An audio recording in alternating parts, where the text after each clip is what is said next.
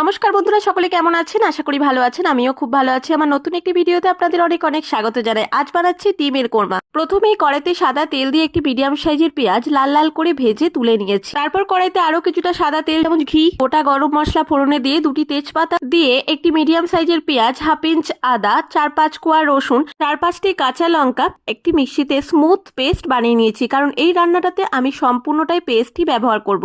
আরেকটি কড়াইয়ে 1 চামচ সাদা তেল যোগ করে 3টে ডিম লবণ, হলুদ ও লঙ্কা গুঁড়ো দিয়ে লাল লাল করে ভেজে তুলে নিয়েছি। আর এদিকে এক এক করে ধনে গুঁড়ো, জিরে গুঁড়ো, হলুদের গুঁড়ো, পরিমাণ মতো লবণ, লঙ্কার গুঁড়ো, চিনি দিয়ে ভালো করে নাড়াচাড়া করবে যতক্ষণ না পর্যন্ত তেল ছেড়ে আসে। 4-5টি কাজু বাদাম আমি আগে থেকে ভিজিয়ে রেখেছিলাম, সেটা একটা স্মুথ পেস্ট তৈরি করে কিন্তু মশলার সাথে যোগ করে আরো ভালো করে নাড়াচাড়া করব। আর তারপর আমি 1 কাপের মতো দুধ যোগ করেছি, কারণ এখানে আমি জলের ব্যবহার করব না। তারপর আর কি, দুধটা ফুটে এলে আগে থেকে ভেজে রাখা ডিমগুলো এইভাবে ছেড়ে দিন আর ওপর থেকে বেরেস্তা ছড়িয়ে কাঁচা লঙ্কা ছড়িয়ে গরম গরম সার্ভ করুন। আপনারাও একবার ট্রাই করে দেখতে পারেন। টাটা।